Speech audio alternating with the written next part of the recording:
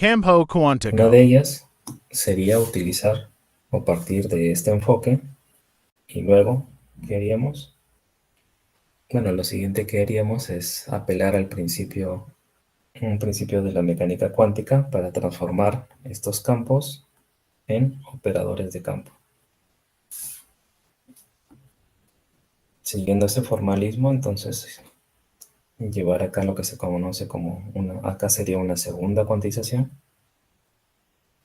y promover estos objetos que le hemos llamado campos clásicos, promoverlos a operadores de campo. Esto de acá sería un campo clásico, un campo cuántico. ¿Cómo lo promovemos? Simplemente definiendo algunas relaciones de conmutación. Obviamente que tenemos que definir relaciones de conmutación entre este campo y su momento conjugado, ¿no? Imponiendo esas relaciones de conmutación, precisamente cuantizamos los campos clásicos. Y eso es precisamente la forma en que nosotros vamos a trabajar. Sin embargo, si se dan cuenta, yo he obviado el entendimiento o la naturaleza de un campo cuántico. Con esto no me dice mucho. ¿Sí? Tal como les he mencionado aquí, no me dice para nada que es un campo cuántico, a pesar de que sí, estamos a cada campo clásico, lo transformamos en un operador de campo, pero eso no me dice mucho. Por eso es que hay otra forma de analizar esto, y es básicamente entendiendo que un campo clásico, como dijimos, llena todo el espacio. Entonces hay que hacer un dibujo acá que nos ayude a entender mejor las cosas. Voy a suponer que estamos en una dimensión, ¿sí? Y esto va a ser para que nos ayude un dibujito a entender las cosas. Imagínense que vivimos en una sola dimensión, ¿bien? Espacial. Un campo clásico, según lo que habíamos visto, es un objeto que llena todo el espacio. En este caso, nuestro espacio es una dimensión, así que sería esa recta que he dibujado ahí. Desde el menos infinito hasta el más infinito, ¿cierto? Bien. Ahora imagínense, esto sería simplemente nuestro campo clásico. Bien. Ahora imagínense que en cada punto del espacio-tiempo, y solamente por cuestiones de dibujo lo voy a hacer separado, ¿sí? Pero se va a colocar aquí en cada punto un oscilador armónico.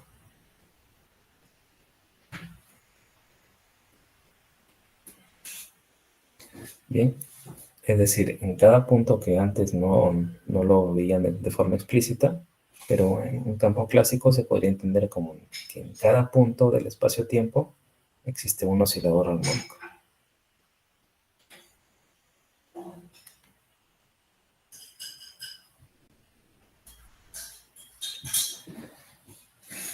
Es decir, un oscilador, básicamente. Entonces, un campo clásico, más o menos, queda como esto. Esto sería una mejor descripción de un campo clásico. Un objeto extendido en todo el espacio, en donde en cada punto del espacio-tiempo existe un oscilador armónico. ¿Eso qué quiere decir? Que en cada punto este oscilador poseerá un grado de libertad y por lo tanto el número de grados de libertad de este campo clásico es infinito, ¿sí? El número de grados de libertad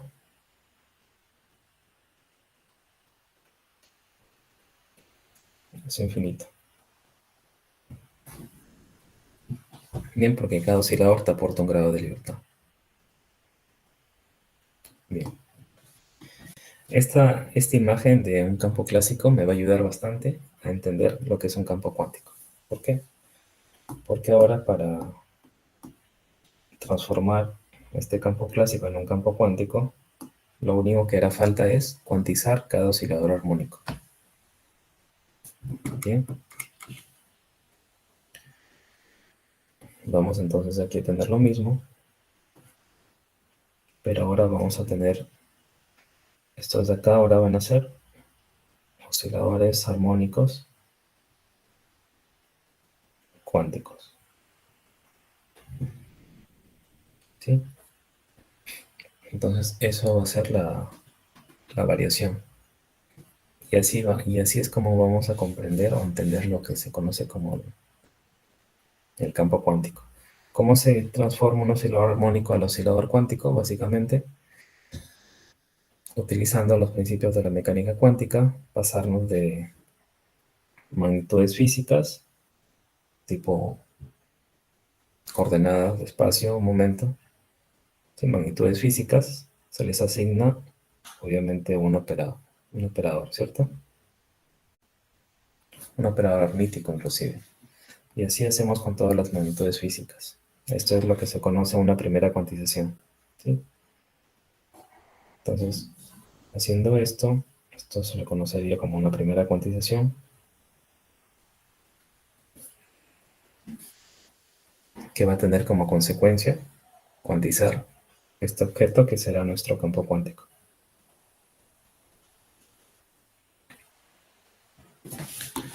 Y es más, desde el punto de vista de osciladores, ahora hay que entender un poco más este objeto que es el campo cuántico, que es un objeto con infinitos osciladores armónicos en cada punto del espacio-tiempo, pero osciladores cuánticos al fin y al cabo.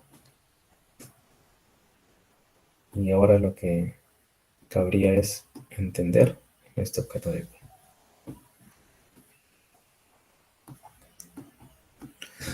¿Cómo entendemos este objeto? A través de su espectro. Tendríamos que ir a estudiar su energía. Como hablamos de osciladores armónicos cuánticos, entonces tendríamos que entender que la energía de este oscilador, o de cada oscilador, ¿sí? Básicamente es n más un medio por h barra omega, ¿recuerdan?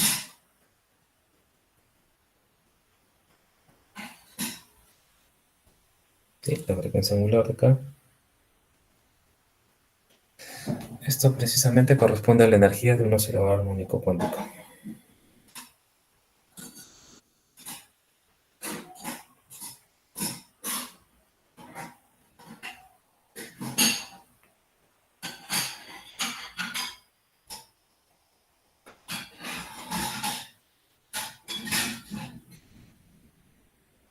Bien. Que entonces manipulaciones hacemos en mecánica cuántica a este n, está definido obviamente desde el cero, y así sucesivamente hacia estados superiores, ¿no? Bien. Como producto de esta cuantización, ahora hablamos de estados, y los estados ahora los podemos etiquetar como los, los valores propios del hamiltoniano, ¿sí? Como este hamiltoniano básicamente aparece este n que define el estado en que nos encontremos, el nivel 0, el nivel 1 y así sucesivamente. Todo esto partió de esta ecuación de estados estacionarios, ¿de acuerdo? Hamiltoniano aplicado sobre estados etiquetados con n, ¿sí? Generan este espectro de energía de cada estado. Bien, es más, este hamiltoniano también hay que, y esto es solamente recordar, que este hamiltoniano puede ser puesto en términos de dos objetos que se conoce como los operadores de ascenso y descenso. Realmente este hamiltoniano puede ser puesto en estos términos, en función de operadores de ascenso y descenso, tal que este operador A con sombrero que he dibujado aquí, cuando se aplique con el vacío cuántico, obviamente en toda teoría cuántica, siempre tenemos que empezar diciendo que tenemos un estado de vacío, ¿sí? Un estado de mínima energía. Así es parte de los fundamentos de una teoría cuántica. Entonces, este para mí es mi vacío cuántico que aplicado el operador A, ¿sí? Me va a dar 0. A partir de acá nosotros podemos hacer una construcción de estados gracias a estos operadores de ascenso y descenso. También les llaman ladder operators, ¿no? Operador de escalera, porque esa es la función que tiene. No sé con qué nombre lo habrán estudiado ustedes, pero básicamente la función que tienen es de subir y bajar de nivel. Bien, en un sistema cuántico. Y los operadores de este tipo, lo único que van a hacer es ascender de nivel. Esto más o menos, hay obviamente alguna constante por acá de proporcionalidad para llevarnos al estado 1 y así sucesivamente. Esto va a poder ser aplicado al estado 1 y subiremos al estado 2 y así. Bien, hasta un estado de n-1 hasta llegar al estado hasta ese estado enésimo. Si lo queremos ver dentro como el espectro de energías, vamos a ver una visión de este oscilador armónico aquí.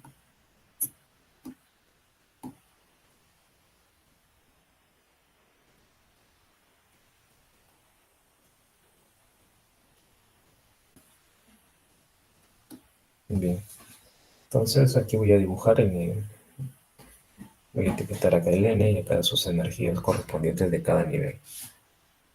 Entonces lo que estamos viendo acá es el oscilador armónico cuántico. Acá está su espectro de energía en este gráfico. Comenzamos el estado más bajo, el nivel n igual 0, luego n igual 1, n igual 2, n igual 3, y así hasta llegar al estado enésimo.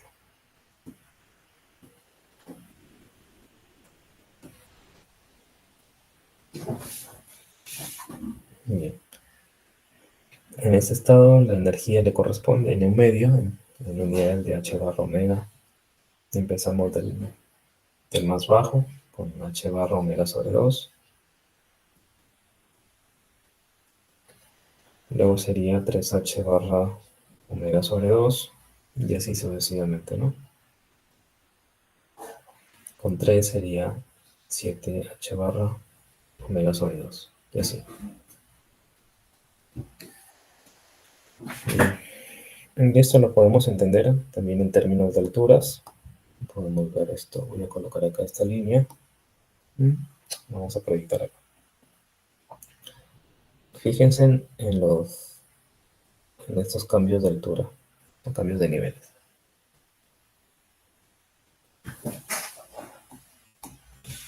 Aquí la energía que poseemos en esta altura es h barra omega. Luego tenemos 2h barra omega. Luego tendríamos 3h barra omega. Recuerden que acá llegamos hasta el tercer nivel. Y así hasta llegar al último nivel. En el último nivel tendremos una diferencia de energía respecto al nivel fundamental de nh barra omega. En cuanto a las partículas y a las interacciones, básicamente se trabajan de la misma manera, se entienden de esta misma manera. Los objetos que son nuestras partículas y las interacciones, entonces se entienden de esa manera, en términos de campos cuánticos. O sea, un campo cuántico no solamente, y esto es de repente algo difícil de entender, un campo cuántico abarca tanto a una partícula o a las partículas en general y también a las interacciones.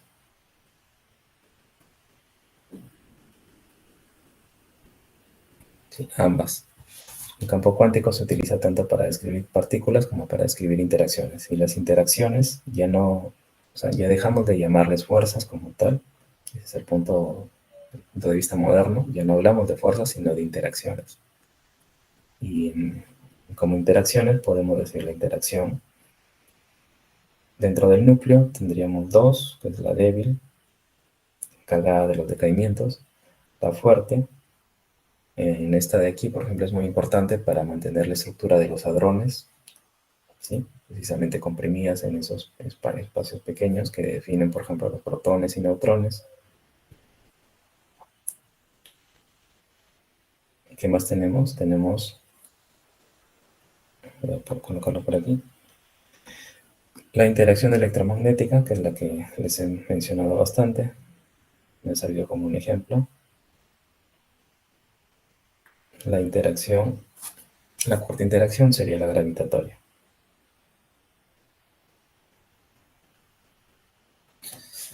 Bueno, ahora quizás lo que no quede muy claro es cómo son las interacciones en teoría cuántica de campos. Obviamente que aquí sí hay un cambio cualitativo en forma de entender las interacciones.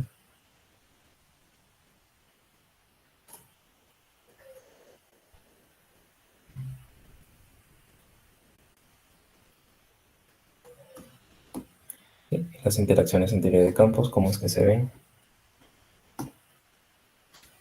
Para empezar, cualquier interacción en la teoría cuántica de campos, bueno, aquí es cuántica, no la clásica.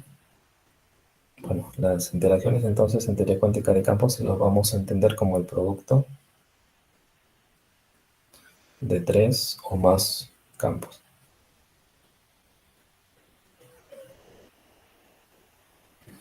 Multiplicar, cuando encuentren una expresión en producto de tres o más campos, eso básicamente es una interacción. Así le vamos a llamar. Puedo llamar este símbolo de X y esto se corresponderá al producto en el operador 1 de X producto por un operador 2 y así sucesivamente hasta un operador en S.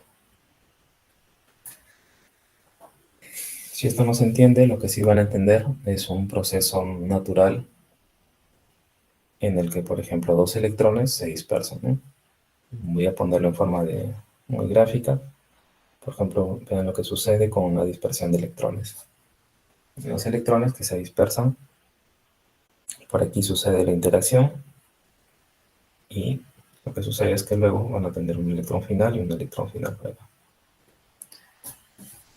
Bien, campos cuánticos, por eso les dibujo acá un sombrero tipo para indicar que es un operador. A veces hacemos, bueno, las palabras que usamos ya comenzamos a quitarle la palabra operador de campo. Bueno, voy a colocarlo acá, operadores de campo.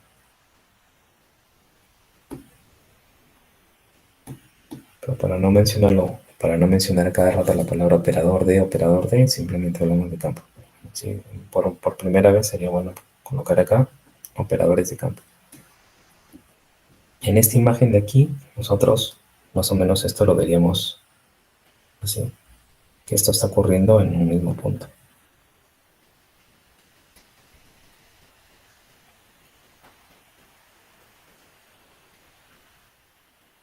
Bien, este es el punto X. Estos son los electrones que entran al choque. Aquí se produce la interacción en X y se dispersa esto de aquí. Entonces yo para describir eso utilizaría algún operador que me describa a este objeto, que es el electrón. Voy a colocarle así, por ejemplo, en notación. Y entonces yo tendría que colocar acá este operador de campo que está asociado a un electrón, al electrón 1 por este en el punto X multiplicado por sí del electrón 2 en X y luego los electrones que ven aquí, los finales, también los colocaría aquí.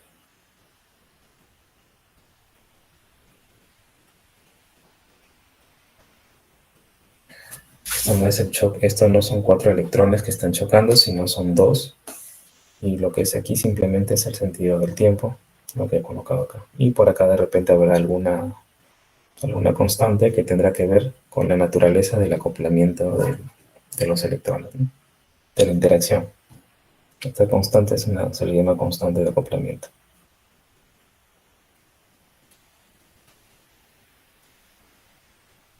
Está relacionada con la naturaleza de la interacción.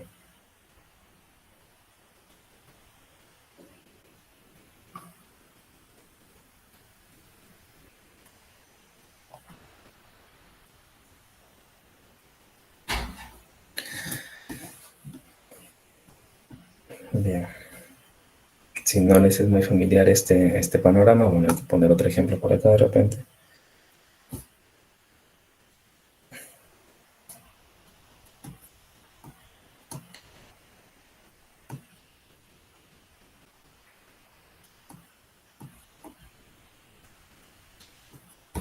¿Qué sucede acá, por ejemplo, en este panorama de aquí?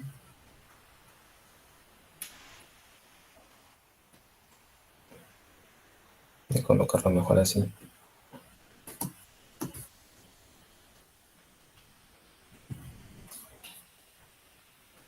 Ya está.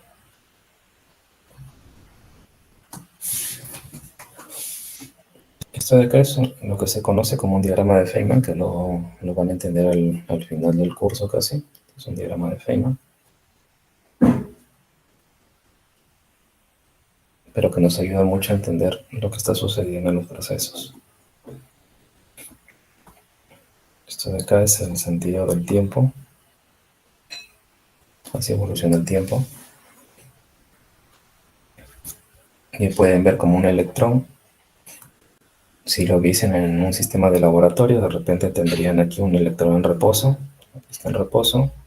Y por acá tendrían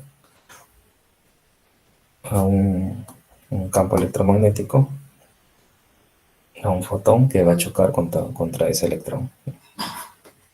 Producto de ese choque, obviamente el electrón va a adquirir energía cinética y se va a mover.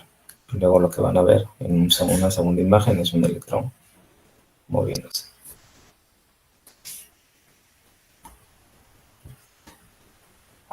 Bien, eso es más o menos el panorama de esto de aquí, el antes y después, que lo pueden ver aquí con un solo gráfico que se conoce como un diagrama de Feynman. No se preocupen que esto de aquí vamos a aprender a construir. Es bastante sencilla y de hecho fue introducido por Feynman. Cuando yo quiera describir matemáticamente esto de aquí, yo tendría que precisamente hacer esta construcción. Hay tres objetos aquí que intervienen en interacción, a pesar que uno ocurre antes y los otros son después, o sea, este es, mejor dicho, este es el mismo electrón.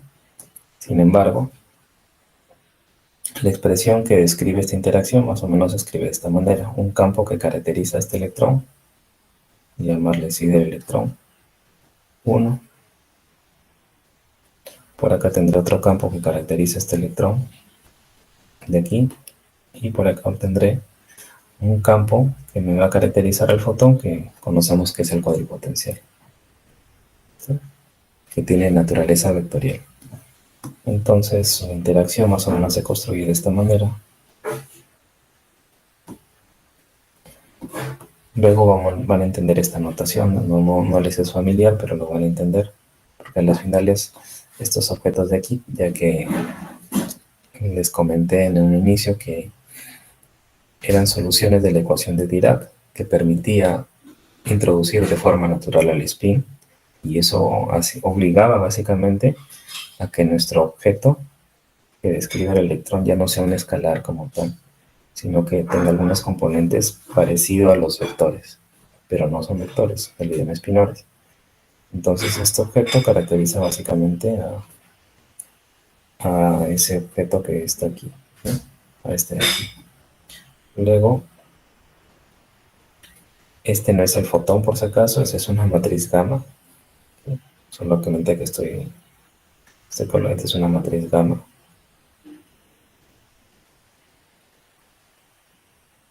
Son constantes por si acaso,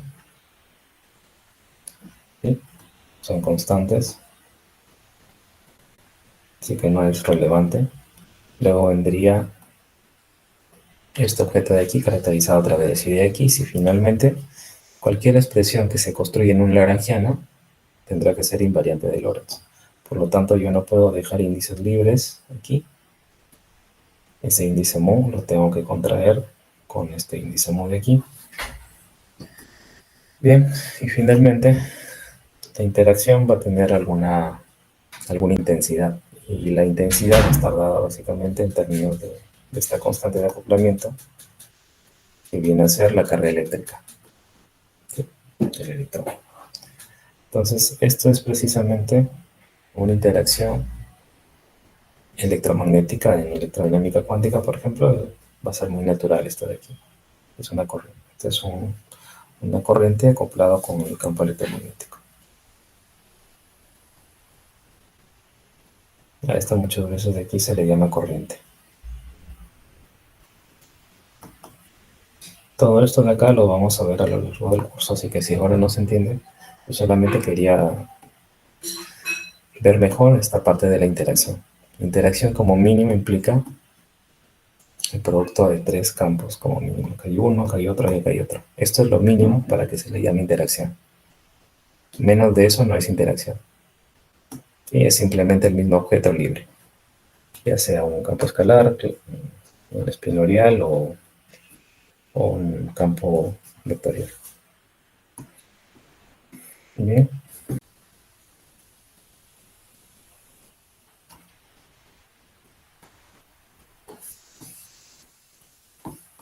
Algunas de ellas ya las he ido mencionando poco a poco. Por ejemplo, el número de partículas no se conserva.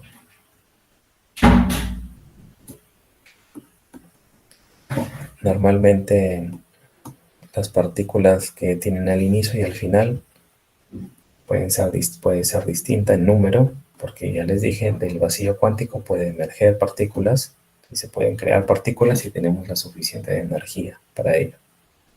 Precisamente eso es lo que sucede en el colisionador de hadrones, en el LHC. Normalmente un ejemplo, bueno, voy a poner acá un ejemplo. En las máquinas PP, que esas son las máquinas protón-protón del LHC, aquí le voy a colocar el LHC. Lo que va a chocar básicamente van a ser flujos de protones, una gran cantidad de protones muy bien direccionados, van a chocar. Producto de esta colisión, obviamente que empezamos con dos partículas, pero las partículas finales van a ser una gran cantidad de partículas. Podrán ser protones finales más, podrán aparecer por acá piones de repente. Acá es un pión. Que es una partícula, es un hadrón, tiene una naturaleza interna, está constituido por los llamados quarks. Ya les voy a mencionar un poco estas partículas elementales o qué consideramos en la actualidad elemental, ya que la noción elemental ha ido cambiando a lo largo de los años. Sí, en algún momento el protón y el neutrón se llamaban partículas elementales. Por ahí encuentran alguna bibliografía muy antigua donde habla de partículas elementales del núcleo. Con el tiempo entendimos que tienen una estructura interna. Así como pasó con los átomos, en su momento no se sabía que había una estructura interna y simplemente se hablaba como algo elemental. ¿Okay? Bien. Y lo otro por acá es la aparición o la existencia de antipartículas. Esto es lo nuevo también en teoría de campos. Precisamente Dirac fue el primero en entender la existencia de estas antipartículas, ¿sí? Por ejemplo, el electrón, su antipartícula, si esta es la partícula, su antipartícula será el positrón.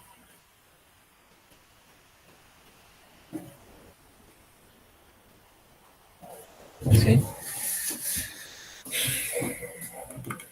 Bien.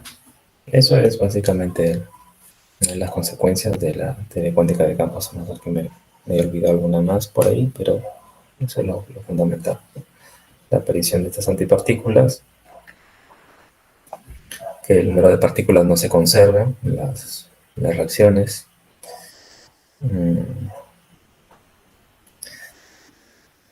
En esta reacción final pueden ver que aparecen los protones iniciales, pero adicionalmente apareció por acá una nueva partícula que no existía al inicio.